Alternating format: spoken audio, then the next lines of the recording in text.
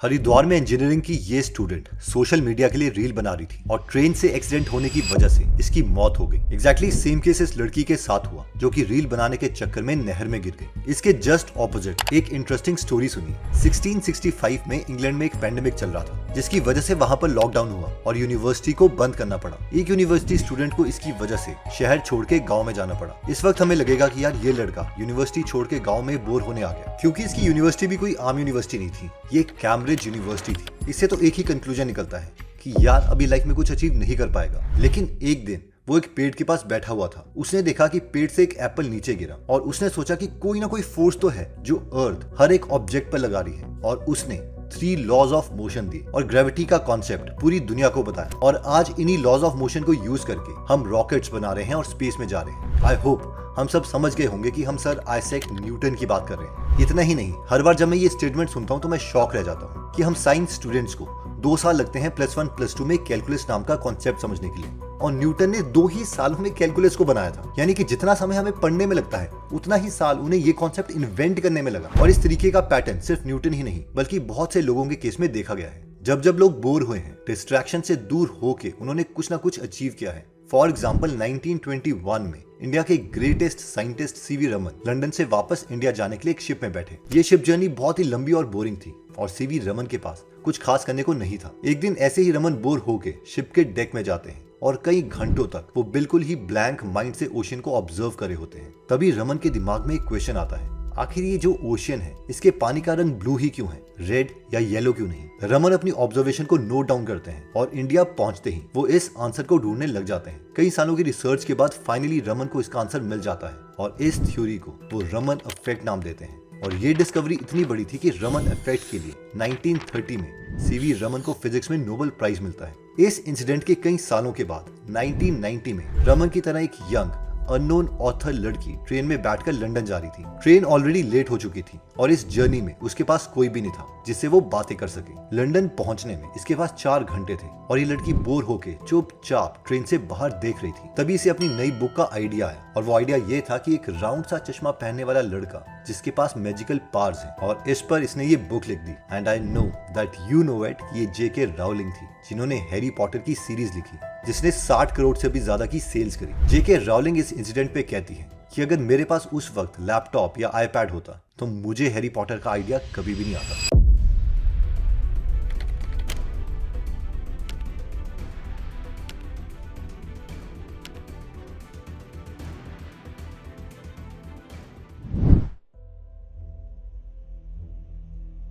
England के 2 scientist ने एक अमेजिंग एक्सपेरिमेंट किया ये जानने के लिए कि कैसे बोर्डम क्रिएटिविटी को इंक्रीज करता है। पहले राउंड में उन्होंने पार्टिसिपेंट्स को बुलाया और उन्हें 2 ग्रुप्स में डिवाइड कर दिया। पहले ग्रुप को उन्होंने कोई भी काम नहीं दिया, बट इनमें से जो दूसरा ग्रुप था उन्हें ये कहा गया कि आप लोग इस ब्लैक और व्हाइट फोन बुक में जितने भी नंबर्स हैं उन्हें दूसरे नोटबुक में कॉपी करने लग जाओ। यानी ये काम बहुत ही बोरिंग था। इसके बाद इन दोनों ग्रुप्स को प्लास्टिक के कप्स दिए गए और इनसे कहा गया इन प्लास्टिक कप को जितने भी पॉसिबल तरीके से इस्तेमाल किया जा सकता है उन सबको नोट डाउन करो। जब इस एक्सपेरिमेंट के रिजल्ट आए तो सब शॉक रह गए। जिस ग्रुप को प्लास्टिक कप टास्क से पहले फोन बुक वाला बोरिंग टास्क दिया गया था उन्होंने पहले ग्रुप के मुकाबले प्लास्टिक कप्स के कई ज्यादा यूजेस नोट किए, और ये हुआ सिर्फ इसीलिए क्योंकि वो बोर हो रहे थे और इसकी वजह से इनका क्रिएटिव माइंड एक्टिव हो गया। ये एक्सपेरिमेंट यहाँ पर खत्म नहीं हुआ था। इसके बाद एक और राउंड करवाया गया। इसमें रिसर्चर ने 3 ग्रुप क्रिएट किए। एक ग्रुप जो कुछ नहीं करेगा, दूसरा ग्रुप जो फोन बुक कॉपी करने का बोरिंग काम करेगा, और तीसरा ग्रुप जो इससे भी ज्यादा बोरिंग काम करेगा। और वो ये था कि फोन बुक को पढ़ो और इसके एक एक नंबर को लिटरली याद करो। इस टास्क के बाद तीनों ग्रुप को फिर से एक और क्रिएटिव टास्क दिया गया और रिसर्चर्स ने देखा कि जो तीसरा ग्रुप है जिसका सबसे ज्यादा बोरिंग टास्क था उन्होंने बाकी दोनों ग्रुप से बेटर परफॉर्म किया। रिसर्चर्स ने इसे द डे ड्रीमिंग इफेक्ट नाम दिया। यानी कि normal day to day task में जितना बोर्डम हम फील करते हैं हमारा दिमाग उतना ही ज्यादा क्रिएटिवली काम करता है और नए आइडियाज जनरेट करता है। और ये तभी होता है जब हमारा माइंड बिल्कुल ही ब्लैंक यानी खाली हो और जब हम कोई नई इन्फॉर्मेशन ना ले रहे हो। अब हम में से मैक्सिमम लोग ये सोच रहे होंगे कि ये तो काफी इजी है, बोर होकर हम भी अपने माइंड को क्रिएटिव बना सकते हैं, बट रियलिटी में ये बहुत ही डिफिकल्ट है। अगर आप जेनजी हो तो ये आपके लिए और भी ज्यादा डिफिकल्ट है। ये कितना मुश्किल है इसके लिए एक बहुत ही इंटरेस्टिंग एक्सपेरिमेंट हुआ है। इसे टेस्ट करने के लिए 2014 में यूनिवर्सिटी ऑफ वर्जीनिया और हार्वर्ड यूनिवर्सिटी ने कई राउंड्स ऑफ एक्सपेरिमेंट कंडक्ट किए। सबसे पहले रिसर्चर्स ने स्टूडेंट के ग्रुप को बुलाया और हर एक स्टूडेंट को इन्होंने बिना किसी फोन या नोटबुक के अकेले एक रूम में बैठा दिया। रिसर्चर्स ने स्टूडेंट्स को एक ही इंस्ट्रक्शन दी, तुम्हें यहाँ 15 मिनट तक अकेले बैठना होगा और रूल सिर्फ एक है, इस 15 मिनट में तुम सो नहीं सकते, बस बैठकर अपनी थिंकिंग कर सकते हो। इस राउंड के बाद जब इन स्टूडेंट से उनके एक्सपेरिमेंट के बारे में पूछा गया तो ज्यादातर स्टूडेंट का ये जवाब था, नहीं, हमें बिल्कुल भी मजा नहीं आया, हमारा माइंड काफी ज्यादा डिस्ट्रैक्ट हो रहा था और हम किसी भी चीज पर कॉन्सेंट्रेट नहीं कर पा रहे थे। इसके बाद रिसर्चर ने सेकेंड राउंड में 18 साल से लेकर 77 ईयर्स की एज तक के लोगों को सेम टास्क दिया और सरप्राइजिंग बात तो यह है कि जो बूढ़े लोग थे उन्हें भी बैठकर सोचना पसंद नहीं आया। थर्ड राउंड में रिसर्चर्स ने इन लोगों को फिर से बुलाया और इस बार उन्हें 2 ऑप्शंस दिए, 1 अकेले बैठकर 15 मिनट तक थिंकिंग करो या फिर 2 बैठे बैठे खुद को हल्के इलेक्ट्रिक शॉक लगवाते रहो। अब शॉकिंग बात यह है कि 18 में से 12 आदमियों ने अकेले चुपचाप सोचने की जगह खुद को इलेक्ट्रिक शॉक लगाकर पेन देने का ऑप्शन चूज किया। यहाँ तक कि इनमें से एक आदमी को अकेले बैठना इतना ज्यादा बोरिंग लगा कि उसने रिसर्चर्स को यह कहना शुरू कर दिया, मुझे और शॉक दो, फिर से शॉक दो। और शॉकिंगली इस आदमी ने खाली बैठने की जगह खुद को 1-2 बार नहीं बल्कि पूरे 190 बार इलेक्ट्रिक शॉक देने का ऑप्शन चूज किया। और ऐसा इसलिए हुआ क्योंकि हमें से ज्यादातर लोग इंफॉर्मेशन ओवरलोड से इतने ज्यादा एडिक्टेड हो चुके हैं कि हम बोर्डम से मिलने वाली क्रिएटिविटी को चूज नहीं करेंगे, बेशक हल्के इलेक्ट्रिक शॉक से कुछ ना कुछ अपने को स्टिमुलस देते रहें। ये गूगल डिजाइनर ट्रिस्टन हैरिस हैं, इनकी ये वर्डिंग सुनिए। If I'm Facebook or I'm Netflix or I'm Snapchat, I have literally 1,000 engineers whose job is to get more attention from you. I'm very good at this and I don't want you to ever stop. In short, ऐसे engineers जो AI जैसी technologies use कर रहे हैं हमें अपने product से addict करने के लिए। अब हमें से कई लोग सोच रहे होंगे कि यार काश हमें भी पता चल जाए कि ऐसा AI इंजीनियर्स बनने के लिए करना क्या पड़ता है। आप खुद सोचो कि क्या होगा अगर MIT, स्टैनफोर्ड और हार्वर्ड के प्रोफेसर्स ये सब आपको सिखाएं, जिन्होंने एक्चुअल में ऐसे सिस्टम्स क्रिएट किए हैं। अब ये सवाल आता है कि ऐसे टीचर्स हमें मिलेंगे कहाँ? तो इंडिया का पहला ऐसा कॉलेज है न्यूटन स्कूल ऑफ टेक्नोलॉजी, जो हमें बीटेक डिग्री देता है कंप्यूटर साइंस और AI में। यहाँ पर एक्चुअल प्रैक्टिकल नॉलेज है और गूगल, माइक्रोसॉफ्ट जैसे इंडस्ट्री लीडर्स को ये लोग बुलाते हैं। यहाँ CS और AI की कॉम्प्लेक्स प्रॉब्लम सॉल्व करने के लिए स्टूडेंट को एक पर्सनल मैक दिया जाता है। इनके 2000 से ज्यादा प्लेसमेंट पार्टनर्स हैं, जिसमें फॉर्च्यून 500 कंपनीज भी इंक्लूडेड हैं और यहाँ पर मैंडेटरी पेड इंटर्नशिप भी मिलती है इन टॉप टेक कंपनीज में। इनके एडवांस करिकुलम की वजह से यहाँ की एक फर्स्ट ईयर स्टूडेंट ने गूगल की इंटर्नशिप क्रैक कर दी है, जिसमें she will be earning 1.25 lakh rupees का स्टाइपेंड। इनके यहाँ एडमिशन के लिए एनसेट का एग्जाम देना पड़ता है, जिसकी next phase applications are closing on 31 मई। बाकी और इन्फॉर्मेशन के लिए मैंने न्यूटन स्कूल ऑफ टेक्नोलॉजी का लिंक डिस्क्रिप्शन में दे दिया है। अब जो लोग खुद AI समझने लग गए हैं वो तो समझ ही जाएंगे कि हर एक फीचर ऐप में क्यों डाला जाता है और शायद इंस्टाग्राम जैसी ऐप से बच भी जाए। लेकिन इसके अलावा और सोल्यूशंस भी हैं जिससे हम सोशल मीडिया से बच सकते हैं और अपने लिए फ्री टाइम क्रिएट करके कुछ अचीव कर सकते हैं। CV Raman, JK Rowling, Isaac Newton और एल्बर्ट आइंस्टाइन की तरह अगर हमें इन सारे महान लोगों की तरह क्रिएटिव बनना है तो इसका सबसे पहला सोल्यूशन आता है एम्ब्रेसिंग बोर्डम। फेमस एक्टर और कॉमेडियन जेरी सेनफील्ड को जब भी नई जोक्स या स्क्रिप्ट्स लिखनी होती है तो वो क्रिएटिवली सोचने के लिए एक बहुत ही यूनिक मेथड यूज करते हैं। जेरी एक पेन और पेपर लेते हैं और एक कमरे में वो इसके साथ खुद को लॉक कर देते हैं। अब इंटरेस्टिंग बात यह है कि इस कमरे में कुछ भी और नहीं होता। यहाँ पर वो खुद को सिर्फ 2 ही ऑप्शन देते हैं, या तो बैठे बैठे बोर होते रहो या फिर अच्छे स्क्रिप्ट्स और जोक लिखो। यहाँ पर जेरी खुद को अच्छी स्क्रिप्ट लिखने के लिए फोर्स नहीं कर रहे, but at the same time वो रूम में किसी भी डिस्ट्रैक्शन को अलाउ भी नहीं कर रहे। और इसी मेथड के दम पर जेरी का ब्रेन हर बार क्रिएटिवली वर्क करता रहता है और वो कॉन्स्टेंटली अच्छे स्क्रिप्ट्स लिख पाते हैं। ऐसा इसलिए होता है क्योंकि हमारा ब्रेन जितनी भी इंफॉर्मेशन को प्रोसेस करता है उनमें से 90% इंफॉर्मेशन यूजलेस होती है। तो सोल्यूशन यही है कि यूजलेस इंफॉर्मेशन का कोई भी सोर्स उस वक्त उस कमरे में रखो ही ना। सेकेंड सोल्यूशन है डिजिटल डिटॉक्स।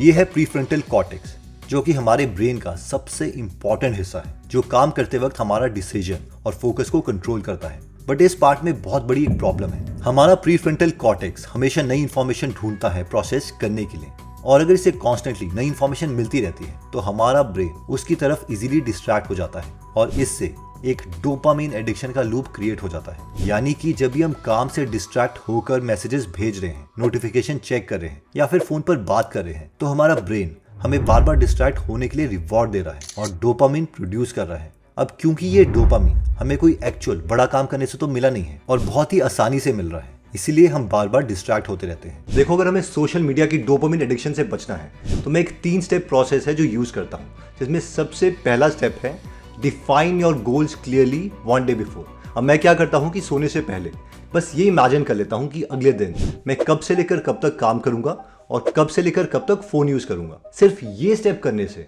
मेरी जो प्रोडक्टिविटी है वो ऑलमोस्ट डबल हो जाती है। वरना होगा ये कि अगर आप ये यूज नहीं कर रहे हो तो आप सबकॉन्शियसली मार्क भैया के एल्गोरिदम में फंस जाओगे और ऑटोमेटिकली अपने आप ही इंस्टाग्राम खोल दोगे। सेकंड स्टेप जो मैं यूज करता हूं वो है कि get all of your arsenals at one time, यानी आपके जो भी हथियार हैं, जो भी सामान है, जिस मोमेंट पर आप काम कर रहे हैं, वो एक साथ इकट्ठा करके टेबल पर रख लो। वरना होगा ये कि आप सामान लेने के लिए जब एक कमरे से दूसरे कमरे के लिए जाओगे तो उस वक्त पर जितनी भी चीजें आपको दिखेगी वो सारी चीजें आपके लिए क्यू का काम करेगी, आपको कुछ याद दिलवाएंगी और मोस्ट प्रोबेबली आप उन्हीं कामों में लग जाओगे। अब थर्ड स्टेप जो मैं यूज करता हूं वो है डिजिटल डिटॉक्स, यानी जब एक्चुअल में काम कर रहे हैं उस वक्त पर फोन को ऑफ रखना।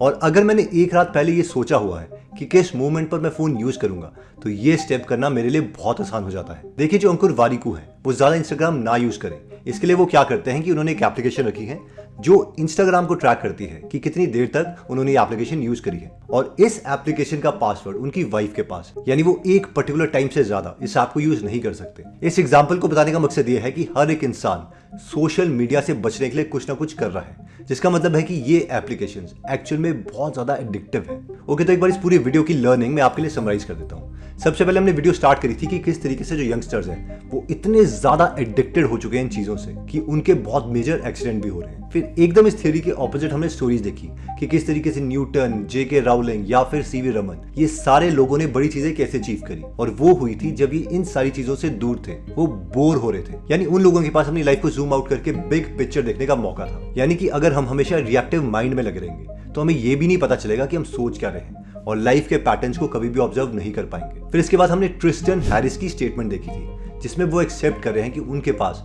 1000 इंजीनियर्स की आर्मी है जिनका सिर्फ ये काम है कि वो हमें अपने प्रोडक्ट की आदत लगवा सके। और फाइनली कुछ एक्सपेरिमेंट समझने के बाद हमने 3 स्टेप प्रोसेस देखा जिससे हम सब बच सकते हैं। 1 is set your goals clearly, यानी एक दिन पहले डिसाइड कर लो कि अगले दिन करना क्या है। सिर्फ ये अकेला काम जिस रात आप करोगे, आप देख लेना कि अगले दिन आपकी प्रोडक्टिविटी बाकी दिनों के कंपैरेटिवली बहुत ज्यादा होगी। Second step was get all your arsenals at one time, यानी जितना भी सामान आपको चाहिए उस पर्टिकुलर टास्क को करने के लिए एक बार जाके ले आओ, बीच में बार बार मत उठो, कंटिन्यूटी को मत तोड़ो। और फाइनली थर्ड था कि एक्चुअल में अब आपको इंटरनेट अपना बंद करना पड़ेगा, और वो आसान होगा अगर आप स्टेप 1 फॉलो करते हो। इस कॉन्सेप्ट के ऊपर एक बहुत ही अच्छी बुक लिखी गई है, डिजिटल डिटॉक्स, जिसका लिंक मैं डिस्क्रिप्शन और फर्स्ट कमेंट में दे दूंगा। आप जाके उसे गूगल ऐप में सुन सकते हैं। मिलते हैं नेक्स्ट वीडियो में। जय हिंद।